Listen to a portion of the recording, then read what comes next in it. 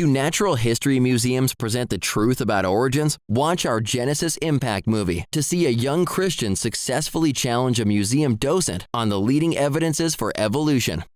As if. Hello, my name is Jackson Wheat. I am a biology master's student. I'm working on my graduate degree in organismal biology. I got my bachelor's also in organismal biology, which is just effectively zoology. And I have a YouTube channel where I talk about various concepts in zoology and evolutionary biology. It's just my name, Jackson Wheat. So feel free to check that out. Sometimes we dunk on creationists too. So if you like that content, check that out. Can you explain this slide to me? Sure. It shows the idea of the human evolution tree over time. This chart is from Professor Klein at Stanford. It was published on the 200th anniversary of Darwin's birth to show how much we've learned about human evolution since Darwin's time. And what do the 8 question marks on the chart mean? Well, they are inferred relationships between the different fossil icons in the chart. Same with the dashed lines and the thin solid lines. They show the theoretical evolutionary connections between the fossil icons. They're all based on guesswork? Yes, only the thick vertical bars show the actual fossil evidence that was discovered. Sir, there is no fossil evidence connecting Artie to Afarensis, none connecting Afarensis to Habilis, none connecting Habilis to Ergaster or Erectus, and no fossil evidence whatsoever connecting them to Homo sapiens in any intermediate form. The girl listed off all these different taxa, and then just kind of like, but we don't have direct links between anything, as though we're supposed to have every individual in the fossil record is supposed to be like up to our ears in, every fossil individual that ever died, I guess. Or as if we haven't already listed a bunch of direct links. Right, yeah. So we have the gap that Darwin predicted between what he knew of apes, because there were like 50 more species in the fossil record he didn't know about, but what he knew of modern apes and humans, he predicted that there should be something that would be morphologically halfway between us, and certainly there would be nothing. If the chimpanzees and bonobos are already so close to us that the only way anything could be any closer is if evolution is true, right? Because if there's anything in between those, then the line is too blurred to be special creation. There's no reason something that is halfway between us and them could exist. Right. And then we found Australopithecus afarensis, Africanus, Anamensis, and so on, Sediba, and so we just like found a bucket of them. Right. And then between them and modern apes, we found a bunch of others, a bunch of other transitions, the Ardipithecus and so forth. And then between them and us, we found a bunch of other transitions. So it's entirely fluid. I mean, it blends into each other. Yeah. So, and here she's saying there's no direct links while listing direct links. It's so maddening. Yeah. I mean, we even have, morphological variation within our own species, right? We are the anatomically modern humans. We have to specify that because there are archaic Homo sapiens who have slight morphological differences compared to us. And then you also have, whether Homo heidelbergensis is like transitional between like us and erectus, thing is debated, but I know there are some anthropologists who agree with that. But then you also have Homo erectus, and some Homo erectus or ergaster are more closely related to us than they are to other members of their own species. They are more like us. And so if you want to say that that doesn't matter, well, then you have to come up with some explanation for God saying, all right, I'm going to create this first group of Homo erectus, then another group that's more like Homo sapiens, then another group that's more like Homo sapiens, then some early Homo sapiens that are slightly different from the more recent ones, and then the modern Homo sapiens. There's just the whole spread for some reason, because why not, I guess. We have a very deceptive God who wants to lay everything out so fluid that there is no division possible anymore between apes and humans, so that humans become a subset of apes, and that's the only way you can intelligently understand this. As Carolus Linnaeus himself noticed in 1735, a pre-Darwinian Christian creationist says, I can't tell the difference between humans and apes. Humans are apes. And there's no way he could explain that. Yeah, what's really funny about that is even modern creationists, I know like Todd Wood over at Answers in Genesis, have done these analyses in which they even group Australopithecus sediba with Homo. And they're like, this is the humankind, is sediba plus Homo, which is such an amazing admission. Of course, it made the other creationists at AIG really mad. And I think most of them don't agree with that analysis. But even still, it just goes to show, right? The transition is so fluid. The lines drawn from early Australopithecine apes to the first humans are speculation and inference. Well, without going back through time, we can't see the actual connection. So, yes, it's inference. I'm not really sure what she means by that. But yeah, there's going to be inference with the fossil record regardless, right? We don't have every single organism that ever died. We weren't there obviously to see it all, so you're going to have to make inferences. But of course you make inferences in literally every field of science. There's not one where you don't make inferences, right? Like we infer that you and I are both made of, like, carbon atoms and stuff like that, and our cells are but you've never actually tested me. That's true. We haven't tested me either. I don't know that all my cells have a nucleus and endoplasmic reticula and Golgi apparatuses, etc. But we can reasonably infer that based on what we know about studies with other animals and on humans too. So, why should I be any different? But until we directly test all of my cells, we are inferring that. Now, it's a reasonable inference, obviously, but it is still an inference. And the same as is opposed true to the inference chemistry. that, okay, we have all of this evidence of evolution. We have all these intermediate species that she just said, there's no transitional species between all of these transitional species. There's nothing to connect all of these things that connect each other. So her inference is that none of that is real and a magic invisible man. Correct. Yeah.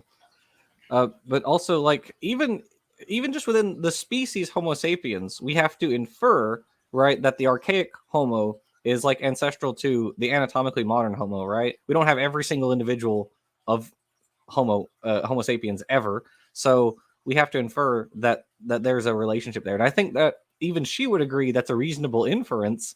But like, okay, but you're inferring, so I don't know what you want. I mean, you have to do inferences in forensic science too, and they're often reasonable inferences that convict people. So I don't see what the problem is. Like when you pass a skull to a creationist and say, is this human or ape? And they can't agree on what it is. They're all they're all absolutely certain about their inference, even when they contradict each other. Even when sometimes they contradict themselves. When Dwayne Gage said this was 100% human and now says it's 100% ape, and it's the same skull that he was talking about years earlier. I mean, I guess he's right both times. It is 100% human and 100% ape. So, yeah. It's in the genus Homo. That is a subset of apes. Correct. He doesn't miss. Yeah. There's a really good book by Donald Prothero, Evolution: What the Fossils Say and Why It Matters. And he recounts a debate he had with Gish where Prothero goes first and he lists a whole bunch of transitional fossils. And then Gish goes up and says, "We don't have any transitional fossils." It's like, what do you do with that? What are you supposed to do at that point? Yeah, but then you have to identify that you have to use the definitions, which creationists won't do. So if they have a definition, if you certainly can't agree on the onset what the definition is, because everything that they argue has to be a straw man, right? And we're going to see that in a moment. Yes, we are. Forgive me, but every topic we've discussed has some loophole and a whole lot of guesswork. I mean, is there anything in the theory of evolution that you would consider to be your number one proof? Well, yeah. Darwin's finches. So the girl says, what is your number one piece of evidence? Which I hate that question. But, if you put a gun to my head and said, what's the best evidence of evolution? I'd probably say, like, the observational evidence of evolution. Hard to get much better than directly. Can be directly observed and understood. Right. It's hard to get much better than that. It's yeah. Well, they'll say that's micro evolution, and then we'll say, okay, show me micro creation then. Right. Yeah, and she's gonna say that in a moment. But yeah, I think the best piece of evidence for evolution is like directly observing that mutations happen and recombination generate variations, and these variations are acted on by natural and sexual selection and genetic drift. and then this leads ultimately to speciation, which we've also witnessed. And so, I think that's my personal best, but the docent actually gives a decent answer. He says Darwin's finches, by which he's referring to historical biogeography, which again, that's a fine answer. And he's right. Biogeography is one of the best lines of evidence for evolution because, to use Darwin's logic, if you look at like a line of latitude on the Earth, you can see that, okay, you got the same climate on different continents, like at the same latitude, but you don't have the same organisms living there. And in fact, they're totally different. And that's really weird. Why would it not be the case that the same organisms would live in the same climates on different continents? What's up with that? Well, it makes more sense when you track the distribution of organisms across the continents. And then you can see that there are these very real patterns of biogeography, and the finches are a famous example of that. You have pretty similar climates across, all the Galapagos Islands are all pretty close to each other. But you have different plants, or you have the finches competing with each other. And so they have to diversify in their niches. So whereas the finches on, one species may have this whole beak range on one island, the range is actually much smaller when they coexist with another species of finch who also occupies that niche. And so they are trying to diversify to avoid competition with each other. And there are pretty famous studies on that. So, yeah, that's a decent answer. Plenty of animals that change with their locality, too. So, I mean, yes. like if I've seen camel spiders, for example, what is also called sun spiders or solifuges, whatever. They're called different things in different places, but they're in Arizona, they're different than they are in Iraq, and the same with virtually any other animal. There's I think there's 3 different species of coral snake in the United States, and they're varieties of each other. They're different. In Texas, they look like this. In Florida, they look like this, and so forth. I mean, this is just one of the many things that you can see. You're talking about the biogeography, and you're talking about the mechanism of evolution that we can see in action, that we can manipulate and measure. But I think the best evidence for evolution would have to be the first one that was cited, the one that gave us that showed that there's a there. I mean, as I said, in 1735, Carolus Linnaeus draws out this tree of life, and he is perplexed. There's no way this does not fit creationism, and he was a creationist. He lived a century before Darwin, and he thinks that new species cannot come into existence except as a special act of creation by God. But here he has the tree of life that is infinitely detailed. The varieties of life, when you get into the minutiae of all the way that you get, it's like you zoom in enough. They say that evolution takes millions of years, but when you zoom in on any particular organism, you zoom in enough, you can actually see the movement. Right? It depends on whether it takes millions of years, how much you want to see of it at once. If you want to see molecule man, well, I'm sorry, that's going to take billions of years to see. But new varieties, new species emerging, all of that, we've seen that in our lifetimes. And so Linnaeus has this tree, the only explanation for this tree of life, this hierarchical tree of life, where each branch, there's a node that comes to more 2 or more nodes, and each one of those has 2 or more daughter sets, and each one of those has 2 or more daughter sets. And it's like a set of Russian Matryoshka dolls if each doll was 2 or more dolls instead of just 1. Right. So it becomes infinite variety, as Darwin himself observed. Creationism can't even pretend to address this, and they won't. They adamantly refuse to. They come up with this bullshit thing that they call, Barrowmans? Right? They're just trying to rewrite taxonomy because at some point they realize that taxonomy is real. This is not just lines drawn on paper. The people that do baraminology admit, no, there's legitimacy here, and we can't get around that. We who deny all science of everything, we can't deny this. This is true, and it's got to be true up to a point, and that's why I posted the Phylogeny challenge, and I'll put a link below. The Phylogeny challenge is to show where is that point. If there was any truth at all to creationism, there would be a point they could point to where 2 organisms are no longer related to each other, or that they don't have a common ancestor, as we constantly see.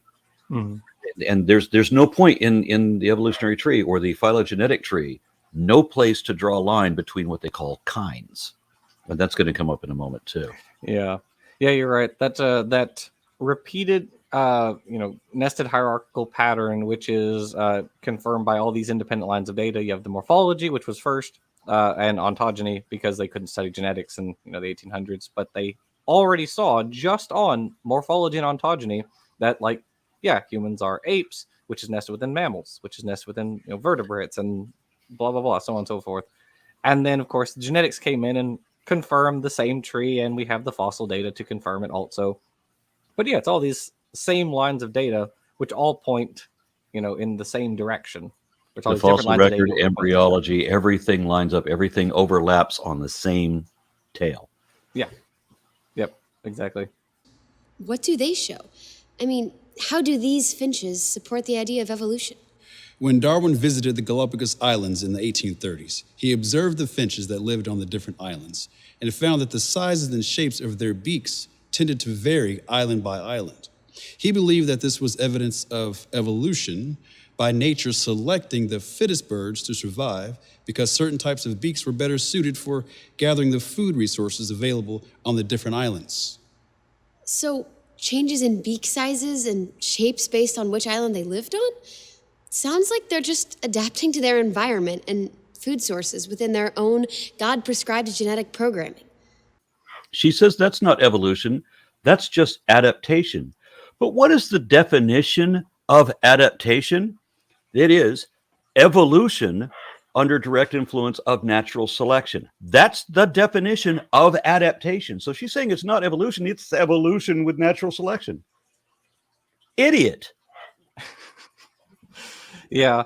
The funny thing is, the docent's answer is actually, it's decent, right? He says, he gives a pretty decent summary of why the Galapagos finches are important, as we discussed earlier. But yeah, her response is, it's microevolution, not macroevolution. But don't bother defining either of those terms. Because that's another sticky point, isn't it? And yeah, we should wait a minute till she brings it up.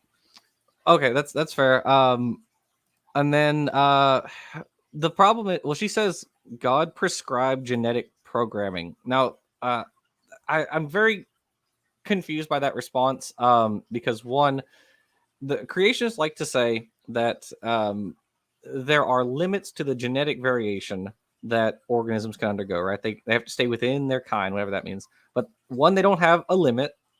They've been trying. They have no limit whatsoever. And so if there's no limit, and even I think John Sanford has admitted there's like no evidence of this limit in his genetic entropy experiments and stuff, then where's that line? How much programming is allowed? And they don't give any example. So yeah, like for example, we are aware of new alleles, right, coming into existence through mutations and recombination. So like, one of the most famous examples of evolution is the peppered moth, right?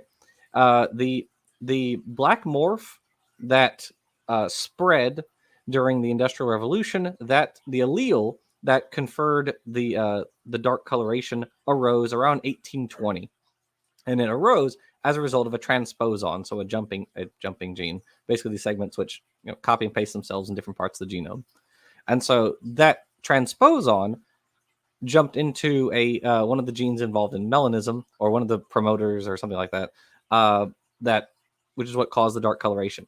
But that was a new mutation, so that morph wasn't always there, right? That was a recent, geologically, mutation. So was that also part of the God prescribed genetic programming? So that's like God says, okay, all these things are allowed, I guess, but we're not sure which ones. How is that evolution? Well, we believe that adding millions of years to the process can lead to changes that add up, and new kinds can emerge. Wow, that takes an incredible amount of faith, doesn't it? This is why I say that faith is fundamentally opposite of the way science is. So Carolus Linnaeus doesn't know of any way that a new species can come into being. And a century or so later, Darwin shows how new species can come about through natural selection, the first of many. The book is On the Origin of Species. species, not the origin of life, the origin of species. So how does a new species evolve from a parent species? That was the whole game. Darwin had to show the means by which this is possible. Notice the creationist has no interest in showing that anything is possible, because what they believe, what they make believe, is not possible at all. There's no possibility of this.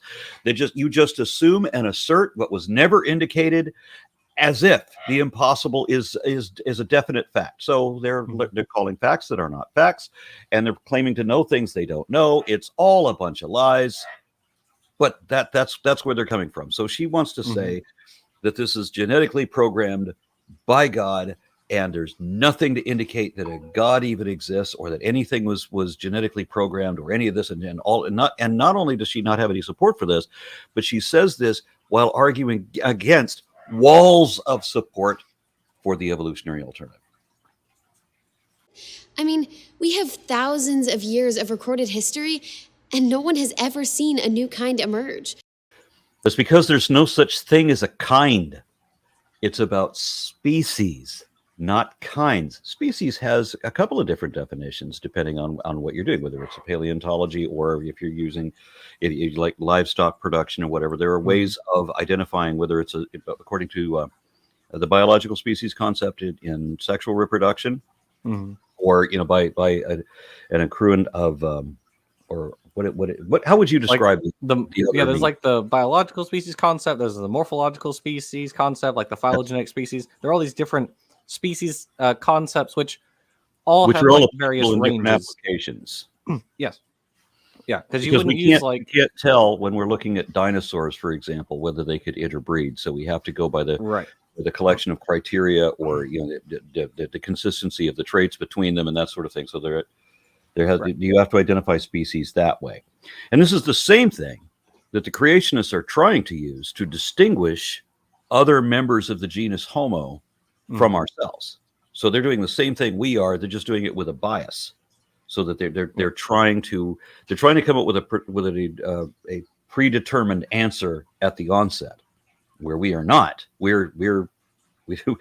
Science seeks to minimize or eliminate bias as much as possible. So every postulation must be based on indicative evidence, and everything has to be testable and potentially falsifiable. So there has to be ways in which we can show that this is that it's supported if true, and not just not supported, but if there's some way to contradict it if false. And of course, creationists don't have that. They have nothing to indicate that it's true, but they're going to believe it anyway and assert it as fact, because lies. And they have everything that stands against them, but they simply won't acknowledge that, because faith means never admitting when you were always wrong all along. Yeah. But there's no such thing as a kind, and that's what the Phylogeny Explorer project, the Phylogeny Challenge is all about. So check the link below. If you believe that there's such a thing as a kind, answer that challenge. Nobody even tries. Nobody seems to even understand what the question is. But you say, show me. Here's an example of that. Show me 4 different species that science would say are closely related to each other. So give me 2 species that are of the same kind. Now, mind you, when Darwin came up with the origin of species and answered the question and showed that, hey, it is possible for new species to come about. So it's not just variation within species, that's microevolution. It's also variation between species at or above the species level, meaning the emergence of new species. That's macroevolution. So they tell me that creationists, Kent Hovind and Ken Ham and many others, will say, oh yeah, speciation is directly observed. They have no problem with that. And then they turn around and say, that's microevolution. No, by the one and only definition that word ever had, it's always been macroevolution. So you're again misrepresenting, lying, and distorting the definition. They won't work. They won't go with a definition because they know what happens if they try. If according to the definitions, this is macroevolution, and there's no such thing as a kind, because again, they don't use definitions. They won't define what a kind is. Yeah, and there's a historical reason for the split between micro and macroevolution, between why microevolution is genetic change within a species versus macroevolution, which is change from one species to another and higher.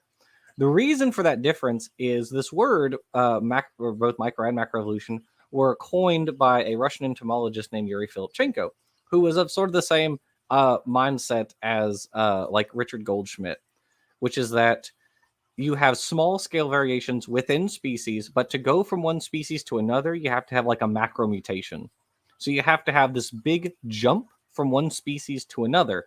And that's why they split the terms in the first place, because they weren't convinced that you have just a series of tiny variations that add up to bigger ones. You have one big variation that separates the species. That's the reason, right? Now, of course, we know in some cases you can have macromutations like polyploidy, things like that. But for most speciation events, especially among animals, that's not the case. You have a bunch of minor variations which add up to larger ones. So it's like we're not just moving the goalposts. There's this historical reason that has existed now for 90, almost 100 years. And of course, they don't know that. They don't know about the history of science or about speciation in general. And so they just kind of ignore all of it. But even when they do, even when they know the definitions, they won't admit them. They won't even come to the admission to say, yeah, okay, this is, they'll tell you what evolution teaches, right? That everything came from nothing. No, it doesn't. That it means one kind of thing changing into another fundamentally different kind of thing. They'll say that. They can't find one professor, one textbook anywhere ever that said that, period. And no, apes are not fundamentally different from us. Fundamentally, they are identical. Yeah. So we are the same. We are apes. So, but by all the criteria, if you list out all of the criteria to define an ape, and you include the ones that are held in common by all apes, not making special exceptions for certain ones, you describe people. We are a subset of that group. Sure, we see speculation and changes, but there are over 300 breeds of infertile dogs. But dogs can only breed dogs. There's also over 300 breeds of the horse kind, and you can breed the largest horses with the smallest horses, and they'll still always be horses. The evolution of new species means, because evolution is defined as, and I know, again, they hate the definitions, it's descent with inherent modification. That means that every new genus or species or whatever that ever evolved was just a modified version of whatever its ancestors were, and it still belongs to every parental clade that its ancestors did. So it's never going to stop being an animal. It's not going to stop being a mammal. It's not going to stop being a horse. It's going to be new varieties. They could be infinite, but it's still going to be the phylogeny is still going to identify it as a subset of horse. Never in evolutionary history, except for naming conventions, which have become paraphyletic, and like Australopithecus, which should be corrected because it's paraphyletic. Right. Because 19th century naming conventions. Apart from that, there's never been a case where anything became a fundamentally different, just period, never been a case where anything has ever become a fundamentally different kind of thing than its ancestors were. These creationists often want something that, like a pine tree giving birth to an elephant or something equally ridiculous, right? Hamsters. I've never heard that one before. Yeah, that sort of thing. And they're never going to accept. They'll admit that new species come about. That's what evolution is. She will admit adaptation, which is evolution by natural selection, but they won't admit that, hey, that is evolution. They won't admit that speciation is macroevolution. No, they've got to move the goalposts and redefine and misdefine as much as they possibly can, because it's all make-believe, and this is spin, and they have to lie for a belief system of absolute truth. Yeah, by her argument, it kind of sounds like she's saying that each species is a kind, because she says horse breeds and dog breeds, both of which are one species, which I'd say there's a bit of an issue with that, but both of which are one species, right? And so it's like, is she saying then that every single species is a created kind? Because it kind of sounds like the argument she's giving there. But the other thing is, I would say there might be a few mechanical problems, for instance, trying to get like a Great Dane and a Chihuahua to interbreed. But but again, there's when you talk about dogs, for example, they will talk about the discrepancy about whether wolves are dogs or dogs are dogs still wolves, right? That's that naming convention I was talking about. The wolves are still canids. They're a subset of canids that is a larger group of different species. There's not just different breeds of dogs, there's different species of dogs too. So and the argument the creationists will make, and they walk right into it, willingly, But can they still interbreed? Because that's the deciding factor. Because they know that all breeds of dogs can't. And then I say, well, the Australian dingo can breed with American with domestic dog breeds, but the African painted dog and the Asian raccoon dog and the South American bush dog cannot interbreed with other dog species because they're still canids. They're still dogs. They're still the same kind, or whatever the fuck that means. But they can no longer interbreed. They've grown genetically distinct. They have speciated. This is now macroevolution. Well, you get into really fun arguments at that point where they're like, okay, well, but there's like some amount of development that occurs in the embryo, and they're like, but because that tiny amount of development occurs, therefore they're in the same kind. Now, unfortunately, there's one tiny problem with that. Is actually I don't think it is anymore, but there was a fertility test by which human male sperm was used to fertilize an Assyrian hamster egg with the zona pellucida, which is this protein coat, removed. And when that happens, you can actually get the egg to undergo a few divisions before it stops, right? Because so the first few divisions in embryogenesis are maternally controlled, and then that's onto the zygote and it does its own stuff. But the zygote, our genes don't mesh with the hamsters because we're too far removed, but it does undergo a few divisions. So that zygote undergoes a couple of divisions spurred on by the human sperm. So then you have to ask, does that count? Right? We caused a few divisions. That's still an embryo. And they have to come up with some new explanation for, oh no, it's not that because whatever reason. It's only after the 8-cell stage when it counts. Like, why? It's so arbitrary. Yeah, and it's entirely because of bias. They have a conclusion they have to reach, regardless what the truth is. Mm-hmm. Excuse me, but I can add to this discussion. She's totally right. Modern science has now shown us that Darwin's single best evidence for evolution, Darwin's finches, never really actually supported Darwin's ideas for evolution. Modern studies have tracked over 1,000 finches that lived in either rural or urban environments to determine how and why their beak sizes and shapes would differ based on where they lived. The studies revealed significant differences in beak depth and width between urban and rural population of finches that were caused by epigenetic mechanisms, such as DNA methylation. Methyl tags change the way a gene is expressed without changing its DNA. This mechanism enables rapid adaptation in finch beaks and other traits as they fit their new environments, even between a couple generations. So he's referencing a study from 2017 in BMC Evolutionary Biology, which is talking about, he says, over 1,000 finches. These over 1,000 individuals of 2 species of Galapagos finches. There's like 13 species, or 14 or 15. However, there are different metrics, but it's around 13. But it compares populations in urban and rural environments of 2 species. That's Geospiza fortis and Geospiza phylogenosa. So in that study, they essentially found populations of fortis and phylogenosa in rural and urban environments that were indistinguishable genetically. So for all intents and purposes, their genes were the same. Okay. And then what they did was they saw there are some morphological differences between these urban and rural populations that are obviously not the result of genetics. They're the result of epigenetics, of these methylation, DNA methylation. However, one teeny tiny problem.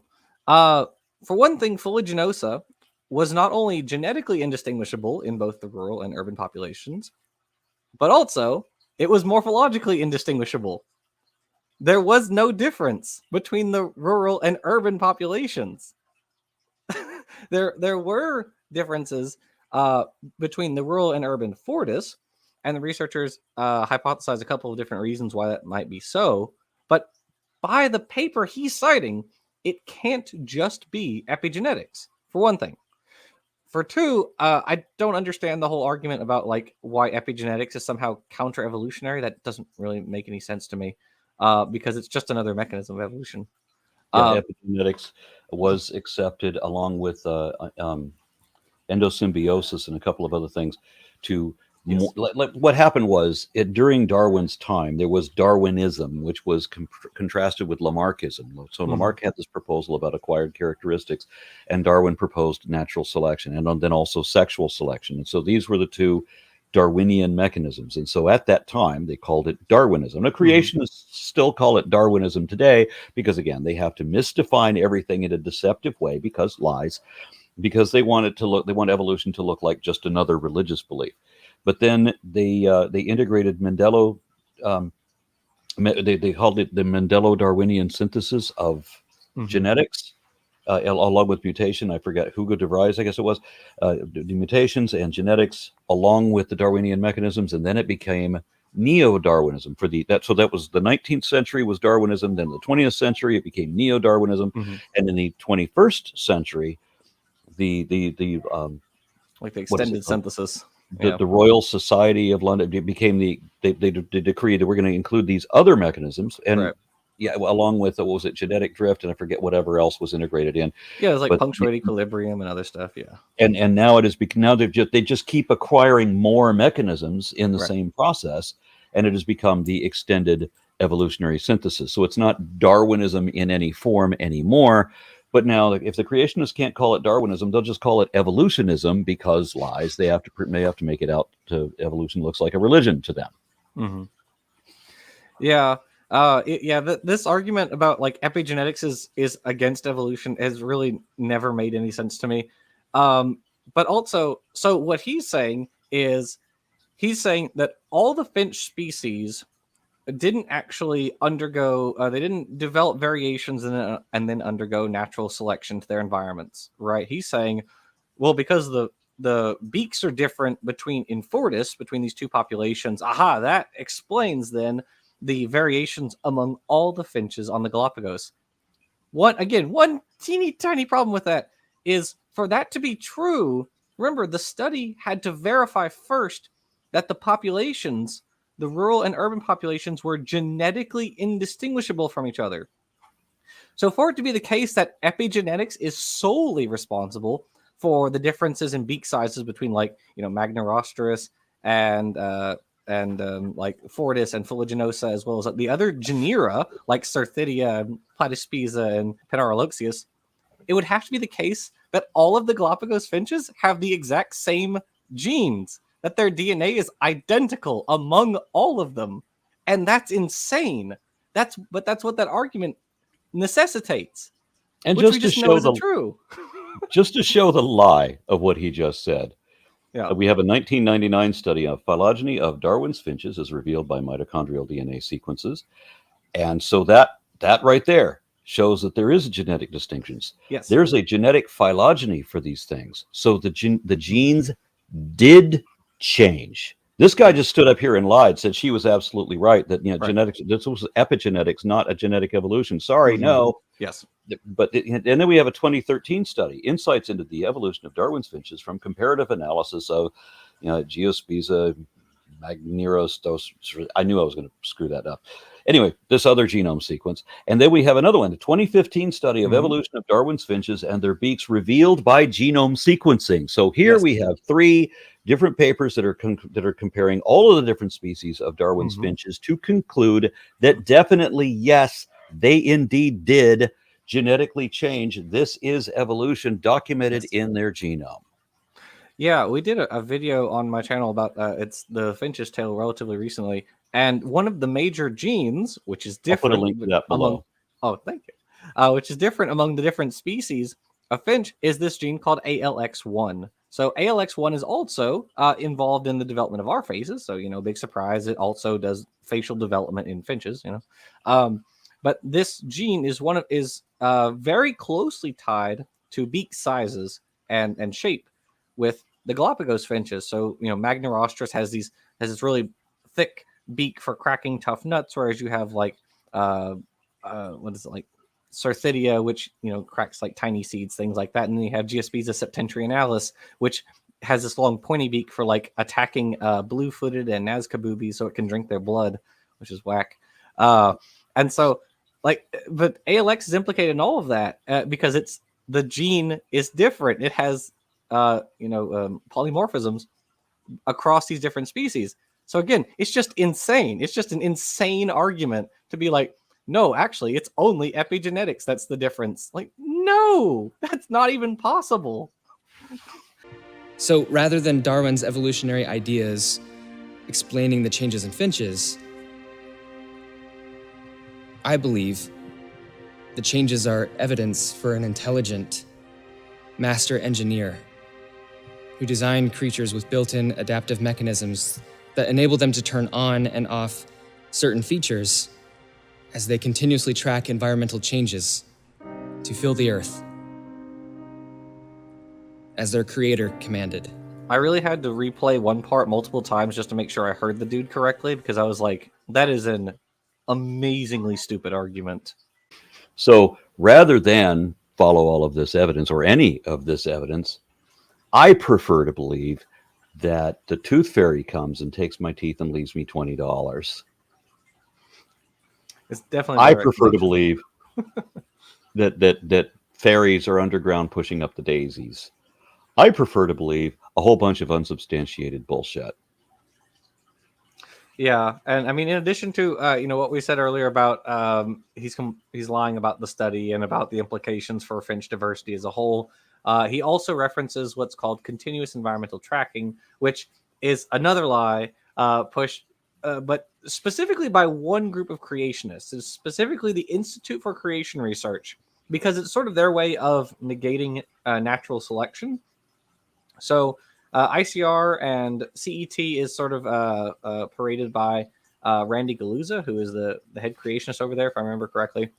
And what continuous environmental tracking basically says is it's kind of a mix of epigenetics, developmental plasticity, and directed mutations, the last of which just don't exist. But for the first two, epigenetics and developmental plasticity, those are completely normal parts of biology. There's nothing weird or mysterious. They're part of evolutionary theory. Yeah, they're just normal parts of evolutionary theory. There's nothing strange about them. I mean, they're cool and all, but like it's not counter-evolutionary in any way.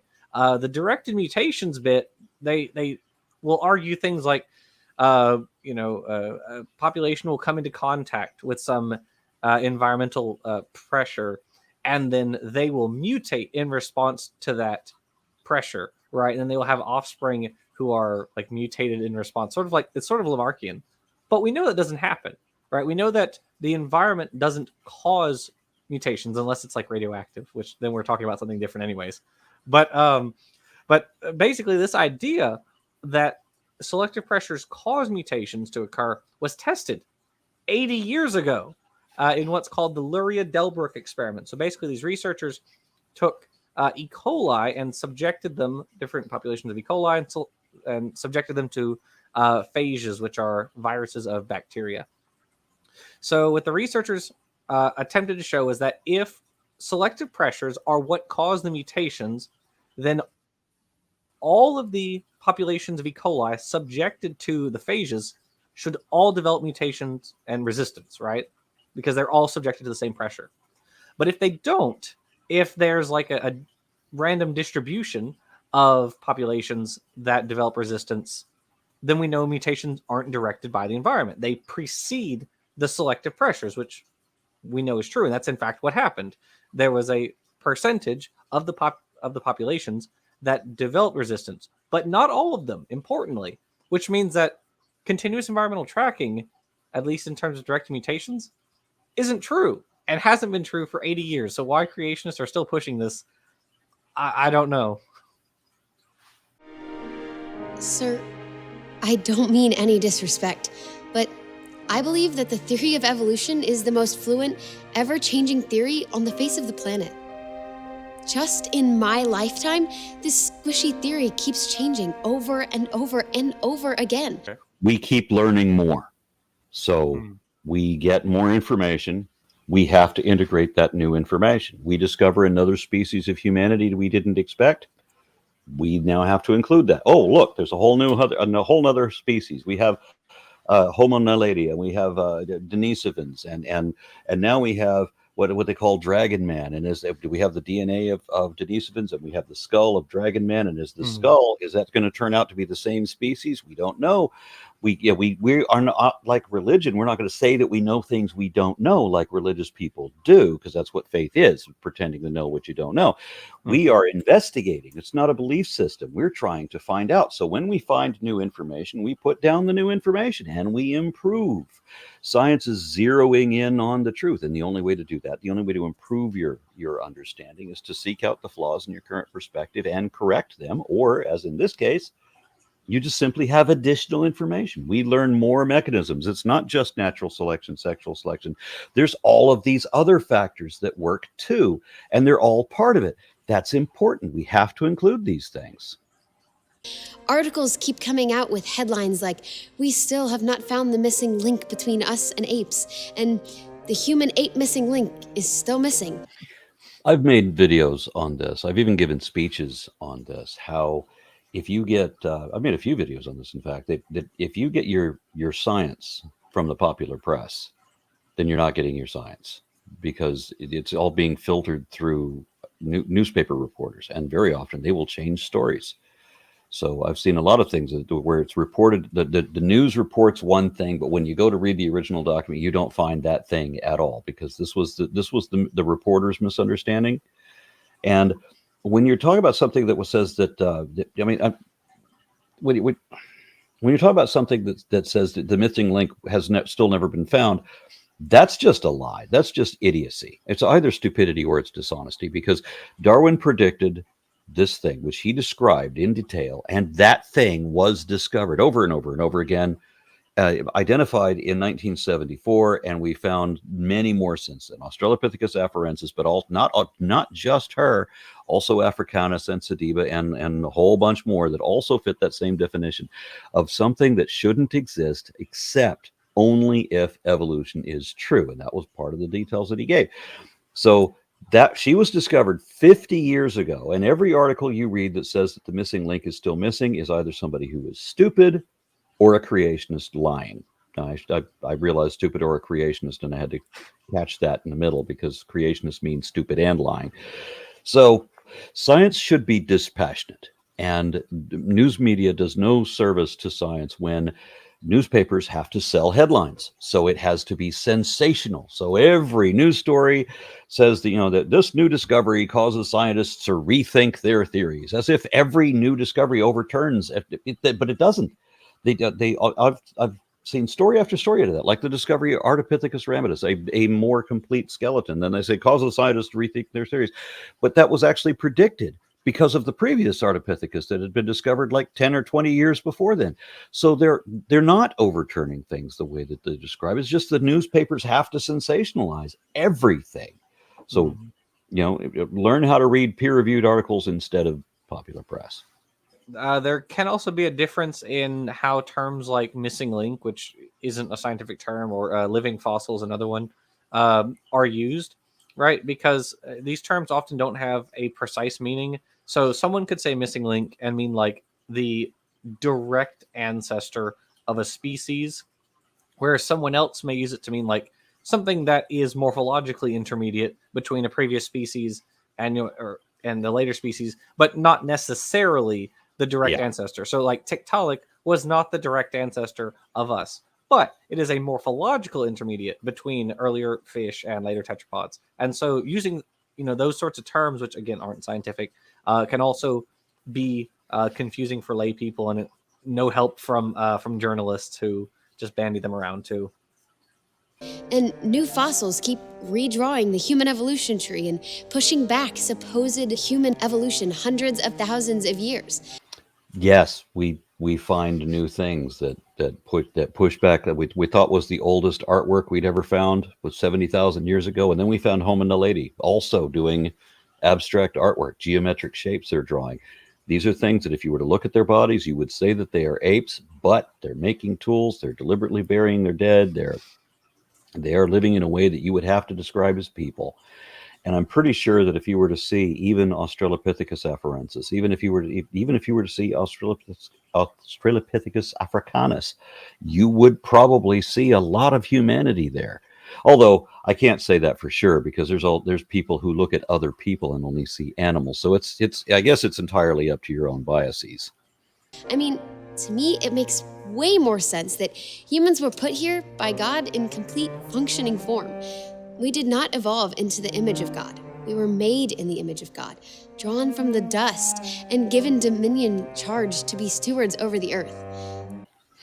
It makes way more sense if we just ignore all of the science and we ignore the processes that we can see in operation to pretend magic, that God made a statue, that a God, basically a genie, made a statue and breathed into it the breath of life. This is something called the golem spell, because there's a lot of Semitic magic in here, right? There's blessings and curses. These are all magical.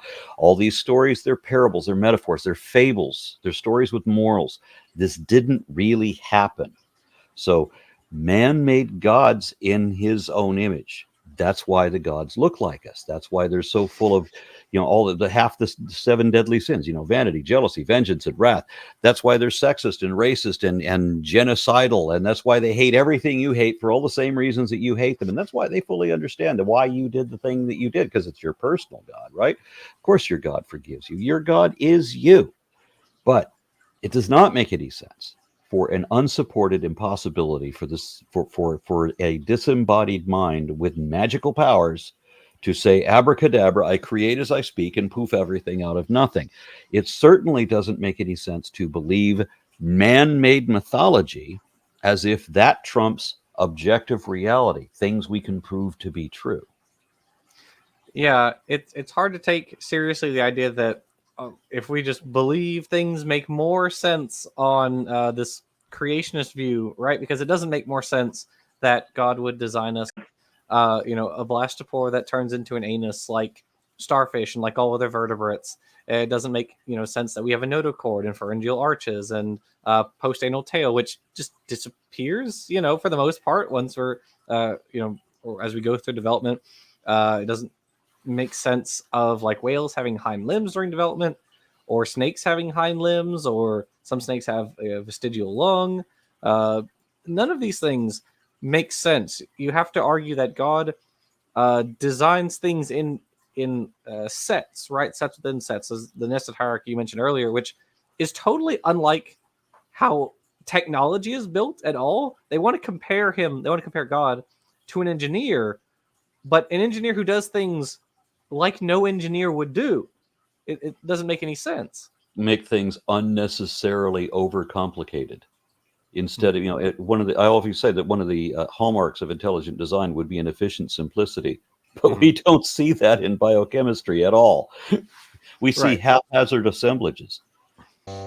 If we evolved, then you'd have to explain to me things like a conscience. Conscience isn't the hard problem that David Chalmers and philosophers like him have made it out to be. They have this argument that you have no conscience at all, no consciousness, until you have X number of neurons, and suddenly there's a light switch that's flipped, and now suddenly you have consciousness. But that's not how it works. We've seen under a microscope how a paramecium has no eyes, it has no neurons, it's a single cell. And so it has very limited ability to perceive its environment, yet it does. We know this because you can see it milling about, going about its day, and it finds itself enveloped by an amoeba. And it doesn't realize, because it doesn't see the amoeba coming, doesn't hear it coming, doesn't have those kind of senses, but it just picks up this chemical signal when it's too late. The amoeba is now upon it. And the paramecium does something interesting. It goes into a panic mode. It goes into a fight or flight response, trying to escape, albeit too late.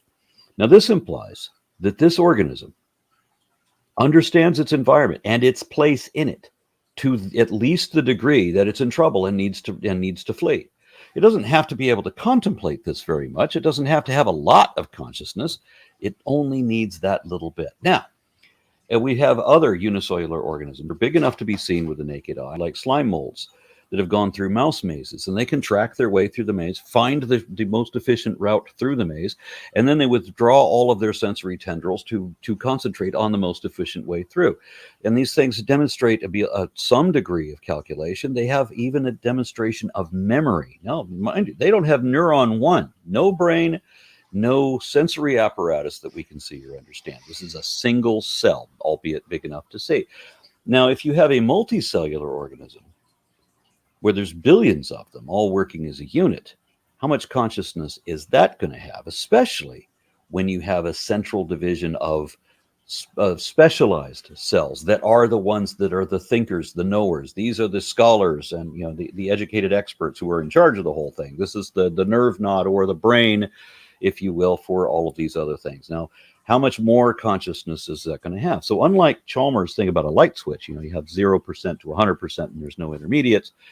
Consciousness is a dial. Yeah, to sort of give a comparable example, one thing that a lot of creationists talk about is like, how could altruism evolve, right? And they say like, well, if we're just selfish genes, then how could altruism evolve? And ironically, of course, half of the selfish gene is spent explaining the evolution of altruism. Dawkins famously laments, I wish that they would actually read the book. But we can see, the semblance of altruism in like minnows, for instance, who will leave the school, right, to watch predatory fish who swim nearby because, some of the fish in the school are going to be progeny of those minnows. So yeah, in some sense it is selfish. But you can take something like that, which is a very simple system, and you can, argue about to what extent are fish conscious. And then you can look at like, rodents or groups of primates, things like that, these troops who obviously, care about each other and want to keep each other safe, even if they aren't direct descendants of each other.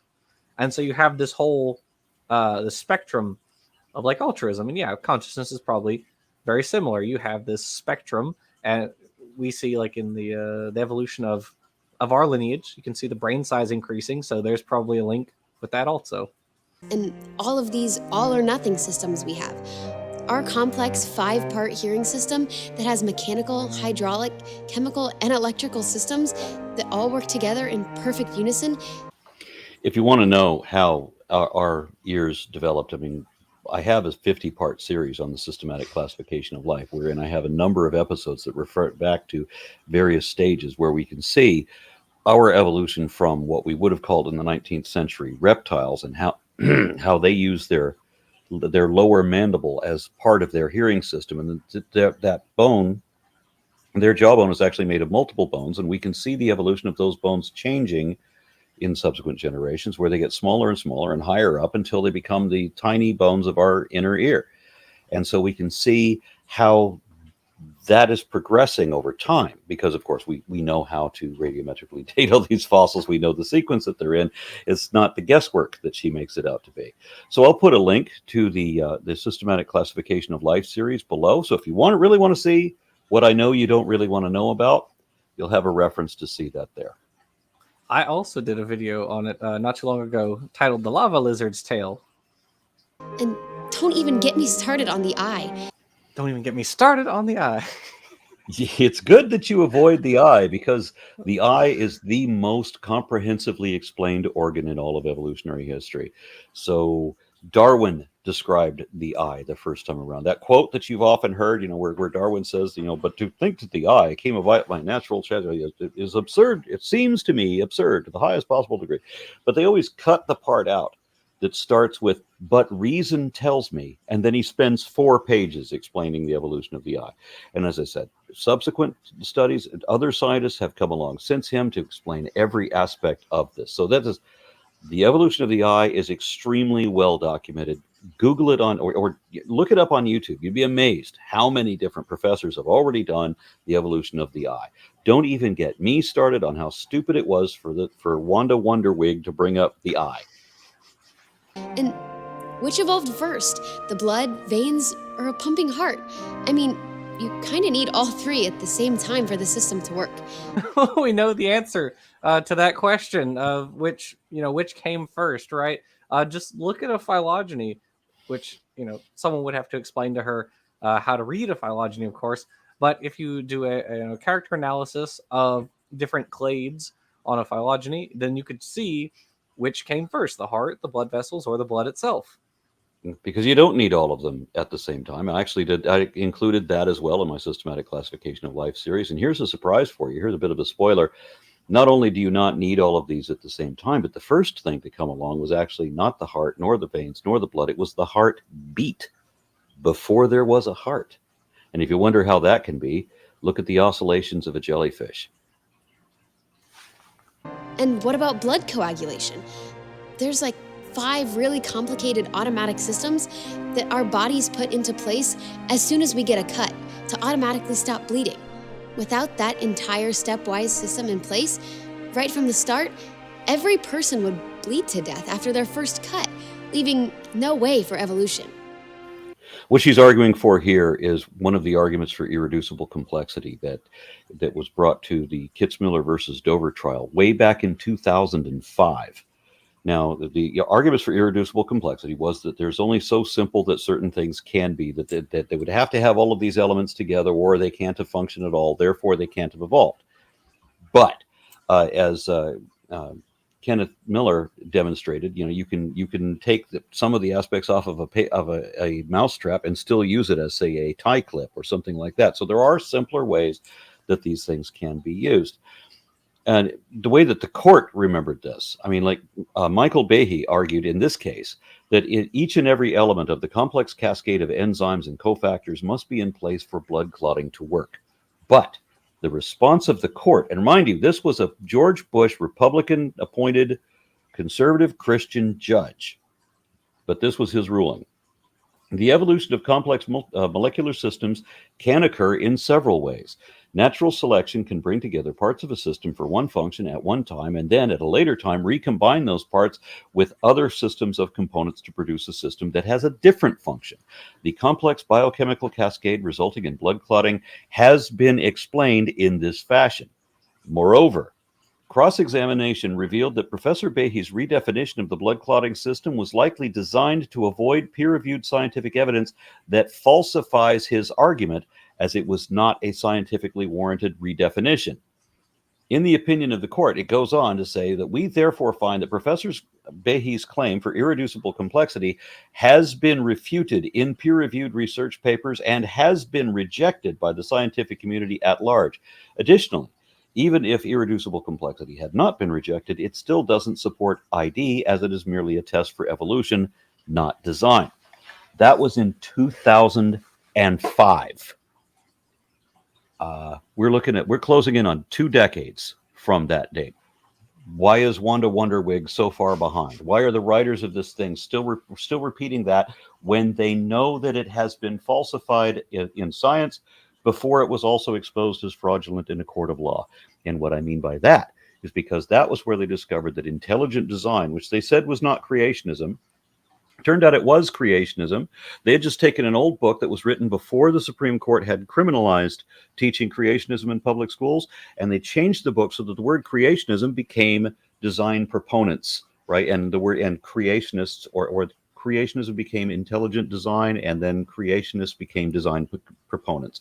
And so in the case where they describe what it is, the definition of creationism just had the name intelligent design put on it, but it's the same definition, so it is the same thing. They lied about whether intelligent design is creationism. This case, Kitzmiller v. Dover, showed that intelligent design was a criminal conspiracy to get around the law against teaching evolution, or against teaching creationism in public schools. So, surprise, they lied again then, and they're still telling the same lies now, and it doesn't matter how often or how obviously it's been corrected. And for anyone who is blissfully uninitiated, the macro command that replaced creationists with design proponents left a hilarious transitional species, which was C design proponentsists on one of the pages. Or I know it was at least one of the pages. It may have been more than that. But yeah, literally the word was put inside of creationists by accident, and they didn't catch it in the edit. All these things had to be in place at the same time for everything to work. No, they didn't. No, it doesn't. And we can trace everything that if you want to be specific, we can look at any one of these things that you want to talk about. They already have every one of the arguments for intelligent design, for irreducible complexity, at least. There was some things that they didn't bring to trial because they had already been refuted in science, but maybe they thought that, okay, well, this is indefensible, or maybe they just ran out of time and they didn't care how many things had already been refuted. But every one of the arguments for irreducible complexity has been disproved.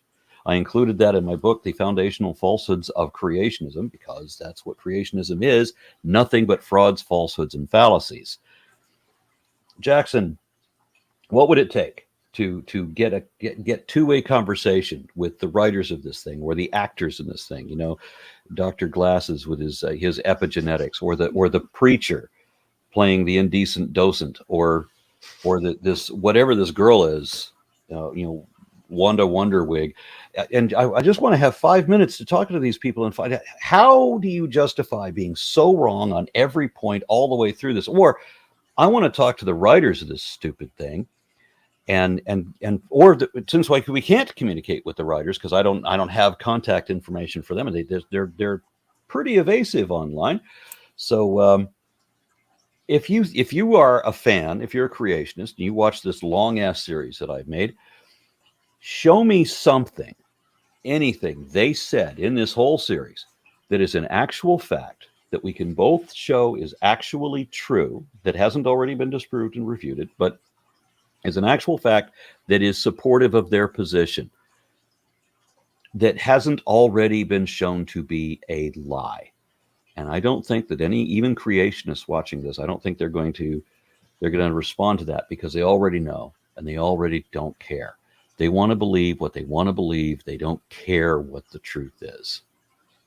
Yeah, I think that's intentional. It's by design, if you will, in the way that they construct their media and their literature, right? They're not looking for a two-way conversation, right? That's why they publish in-house. That's why every creationist organization has its own journal in which they publish, and that's why they put out, books and movies, because they don't want to have debates, right? They want to minimize hostile contact, because someone like you might accidentally, deep six all their arguments, and then what are they going to do? Be like, oh no, don't pay attention, to the man behind the curtain, right?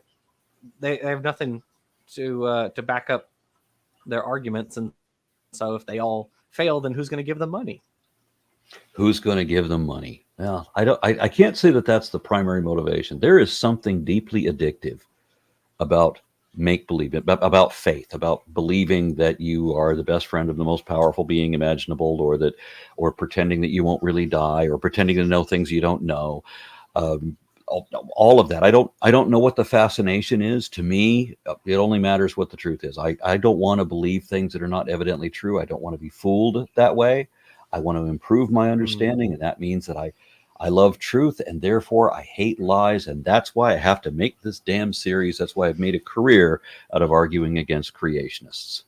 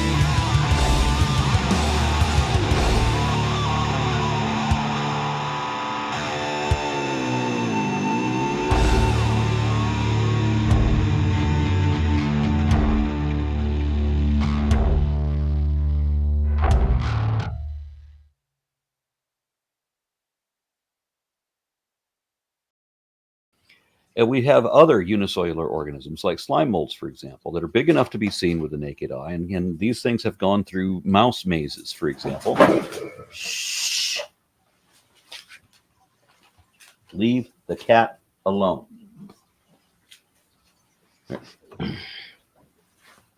Where was I?